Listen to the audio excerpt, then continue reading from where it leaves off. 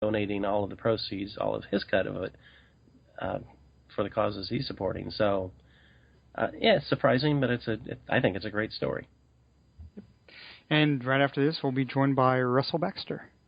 And we are happy, more than happy, to have Russell Baxter join us again. Russell, thanks for slumming with us. Slumming? Oh. This is a high-quality show. Listen, you should never put yourself down, okay? But I understand that philosophy. It's the 11th commandment. Do unto yourself before others do unto you. Well, it's a great show now that you're on. Oh, okay. We're going to get right into it. I feel strongly both ways. Okay. What do you think have been a couple of the biggest off-season stories so far? Well, pretty interesting one that's still developing, and I think that's the Colin Kaepernick situation, which really has little to do with football and more towards a young man taking a stance and the reaction or overreaction to it. And now, we're seeing other athletes react to what he did. We're seeing, the promise of donations, both on the part of Kaepernick and the 49ers now. Sometimes you got to make a little noise, and isn't it interesting? He took a stand by sitting. Well put. And that was a wonderful follow-up into the next question, of course. Regardless of how you feel particularly about his stance, do you think athletes should use their fame to speak out on social issues? See, when you say the word athlete, I don't think of them as athletes. I think of them as they're people like we are, okay? They just happen to be better athletically than we are. I think people have to be themselves. Yes, do they get a spotlight? You know what? We're in a day and age, guys. Everybody gets a spotlight, okay? Why don't you go on Facebook and go live? Why don't you go on Twitter and do something this? You can draw a lot of attention to yourself now, and you don't have to be an athlete, a movie star, a singer, a bank robber, take your pick. There's lots of ways to get attention. And it's so funny because in the Kaepernick situation, I don't think he did what he did was to get attention. From all indications, he did it the week before. And he just so happened he got spotted this time sitting on the bench. And isn't it funny? It just kind of escalated this. First, it was the anger, which, we're a knee-jerk society now, unfortunately. And then the young man spoke for 15 or 20 minutes, and people began to understand. And then you saw what Jeremy Lane did and Eric Reed did, and other people speaking out. And I think the thing that's so interesting about the situation that strikes me is I hear people saying, "Why didn't he do this a couple of years ago during the Super Bowl?" Well, I don't think we've ever been in as much turmoil as we've been in the last year when it comes to the police situations and all that. It's really come to light, and now was maybe the time for him that he discovered it as well. I agree, and people are definitely noticing. It's like his jersey's #1 in online sales, so people are really noticing what he's saying. Yeah, that's a good point, because now everybody, it seems like it's snowballing at this point, which is not necessarily a bad thing. It's funny, as you mentioned, Russell. It's a knee-jerk reaction that we have in culture, and it's like high school teams are doing it. The entire Seahawks team might do it. It's kind of funny how it's developing, but listen. Here's the bottom line. Okay, for me at least, we all need to learn to be nicer to each other. Okay, social media is supposed to be social, not anti-social. Okay. Wow. Excellent point. Some people use it as a weapon, and I don't understand that. For me, I had to put a statistic in 140 characters, so Twitter's great for me. And to me, it should be a vehicle. It's almost sadly it was created for one thing, and it's kind of like when I was young, and I'm in my latter 50s now. Cable TV was created for reception. Where I lived. I'm not kidding. I lived in an area in Pennsylvania. If you didn't have cable TV, you didn't get TV. Okay? Antenna didn't do you much good. And then cable TV morphed into something else. The internet was the same thing. The internet morphed from a communication line for the government and schools into something we can all use now. But that doesn't mean we should abuse it. Yeah, well said. Better said than I could say. So, getting back to the play on the the field. Let's talk some football, okay? That's right, exactly. So more about Kaepernick. No, I'm just joking. So, do you think too many teams over the last several years are rushing rookie quarterbacks? Because we're all old enough to remember. Well, I was a Steelers fan in the '70s, and Todd is a little bit older than I am. Of course, Terry Bradshaw sat on the bench for it felt like 60 years. But do you think too many teams are rushing rookie quarterbacks into action, or is it the money that's involved, or also, and if you're a Cowboys fan, for instance, would you be excited about Dak Prescott being the starter, forced into that role? I think what you learn is there's no real rhyme or reason to it. And I go back to the era you go back to as well. The adage used to be that it takes 5 years to develop an NFL starting quarterback. I believe that adage is still true. Okay, but free agency, impatience, money, the changing of the rules, the way quarterbacks now play in college opposed to how they played in college.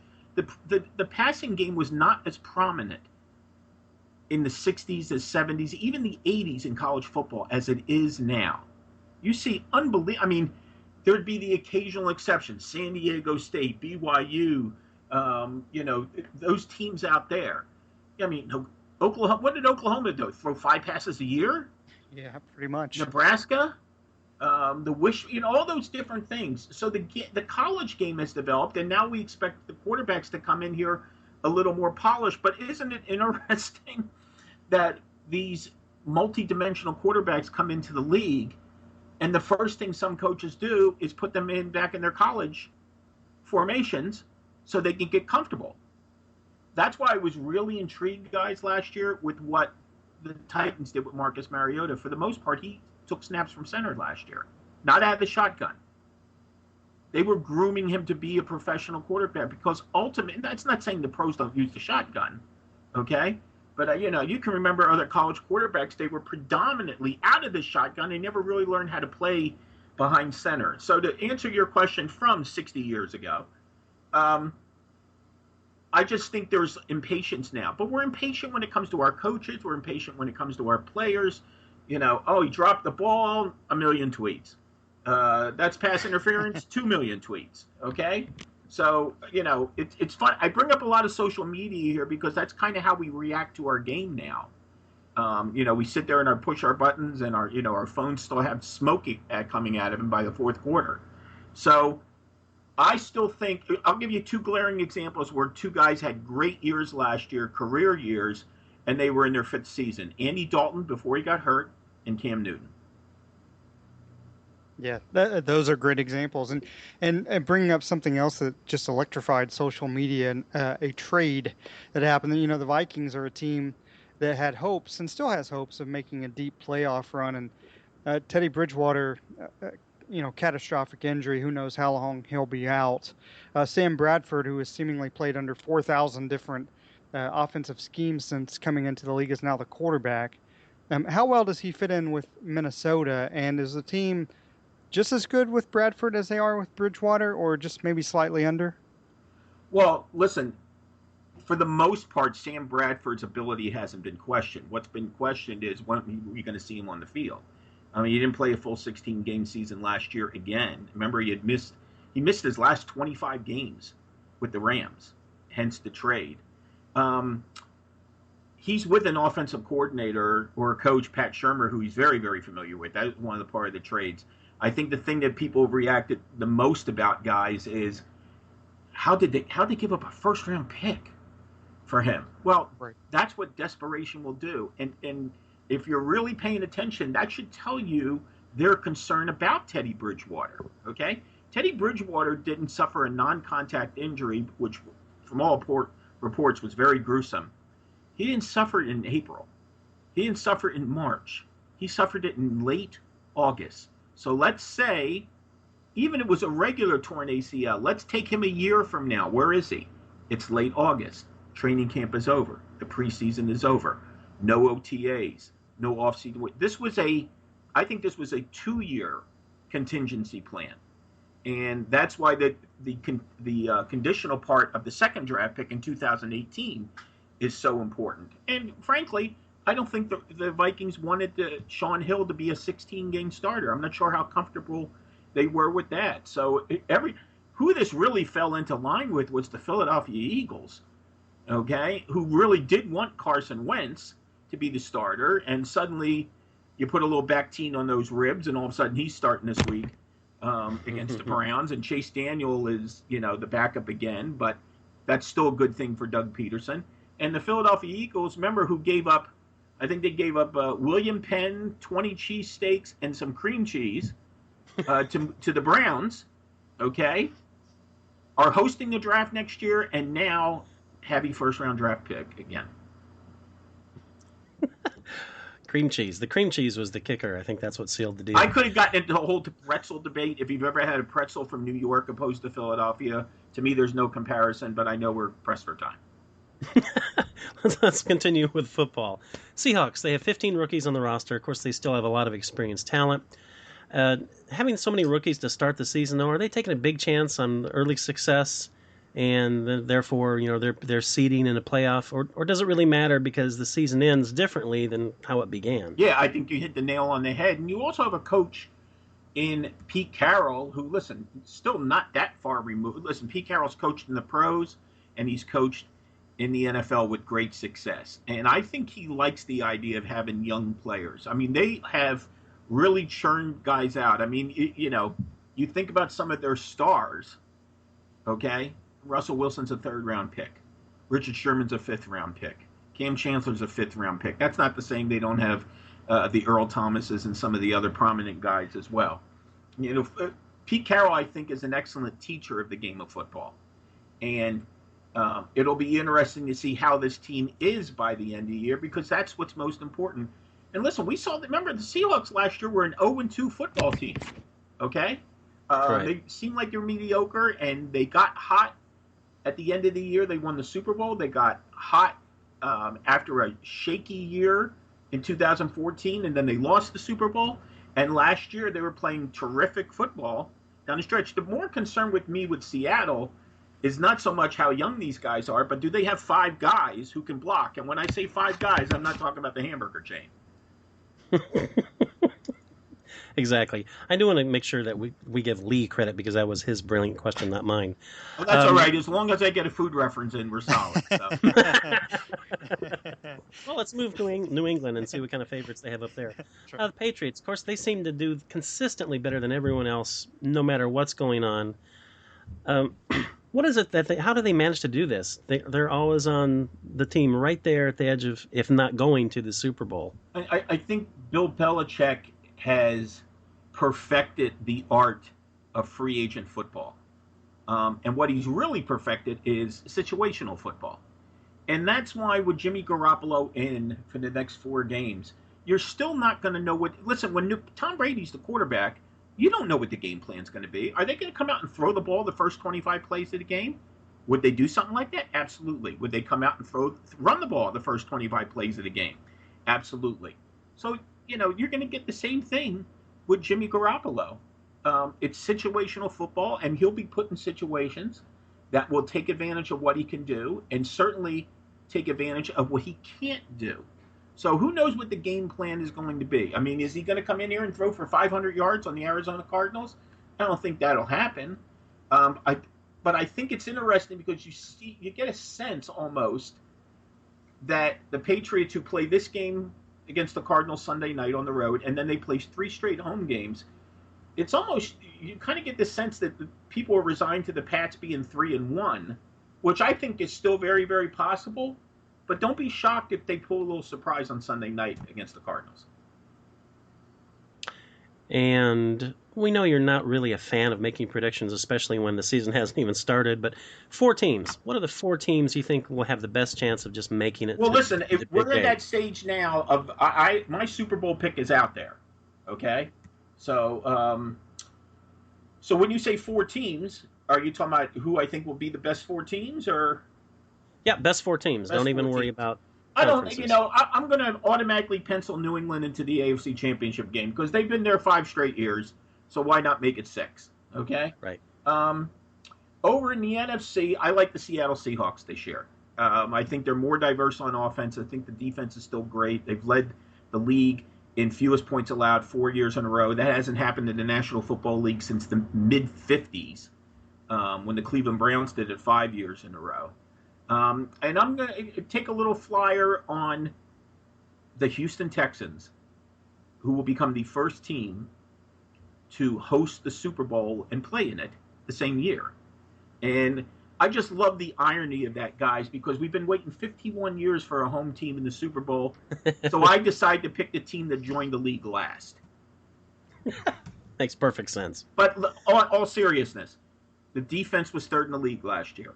Still Right. spotty at times, but I think maybe Jadeveon Clowney wakes up this year. J.J. Watt, I mean, listen, he could be Venus de Milo with no arms. He's still going to play, okay? But look Right. what they did on offense. And by the way, Bill O'Brien's a hell of a quarterback coach. That's why I think Brock Osweiler went there. In the draft, they got Will Fuller and Braxton Miller. So DeAndre Hopkins isn't lonely anymore, okay? But the guy who they got in free agency still has a lot of tread on the tire is Lamar Miller. And I think he's going to have a monster year.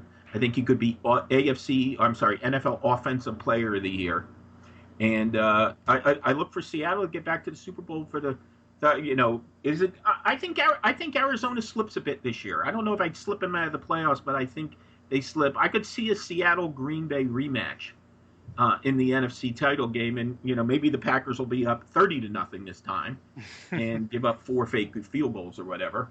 But I got Houston over Seattle in Super Bowl 51, or as I like to refer to it, Super Bowl Long Island.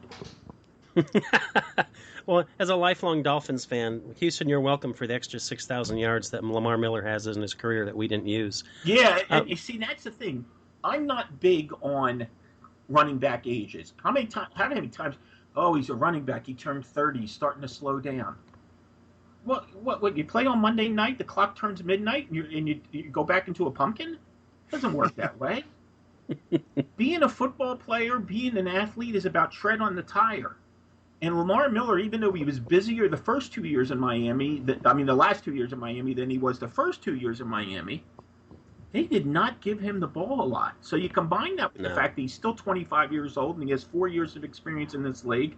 And I know the Houston Texans were sick of seeing him last year. And the irony of ironies was the game where he scored on 2 long touchdowns. And meanwhile, Arian Foster tears his Achilles in Miami. So now Lamar Miller's with the Texans, and where's Arian Foster? The Miami Dolphins. It's a funny league. It's full of yucks. It really is. Russell, you are fantastic as always. We know you've got to run because you have 7 other shows to do tonight. Let our listeners know where they can find you.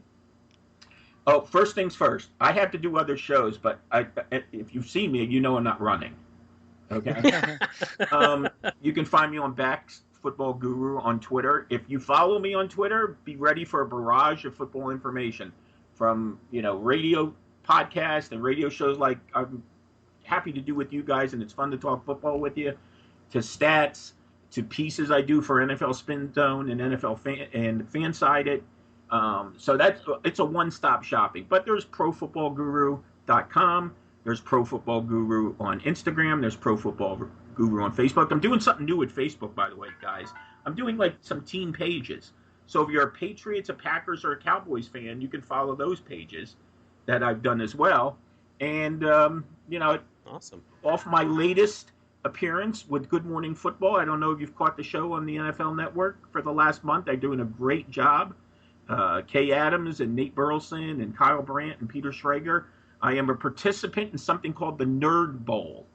And if you check out my Facebook page, my Pro Football Guru Facebook page, or anywhere else, or on Twitter, you'll see the results. We did a show this morning. It was a lot of fun. Peter's a great sport. But I'll give you a tip if you watch the video. I want my own robe. Russell, thank you again. You're terrific, as always. And enjoy the game tonight. I like Denver tonight, by the way, in case you're interested. Wow. We like it. Yeah, well, I mean, everybody talked about Trevor Siemian. Did anybody really decide who was going to block Von Miller and DeMarcus Ware tonight? Yeah, good point. Good point. Not Cam. No. It should be a fun game. We don't get. Hey, listen, it's the first time in 46 years that 2 teams who played in the Super Bowl opened the season against each other. Okay, I mean this is something rare. We haven't seen this since the merger.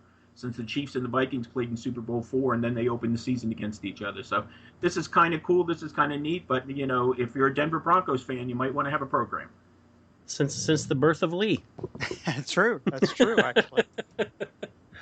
It's a commemorative game just for you, Lee. There you go. Thanks again. Okay. Thanks again, Russell. All right, guys. Have a great night. Thanks again to Russell Baxter for being on. Russell's always fantastic, and we're lucky to have him on because he's a guest on more important shows than ours. So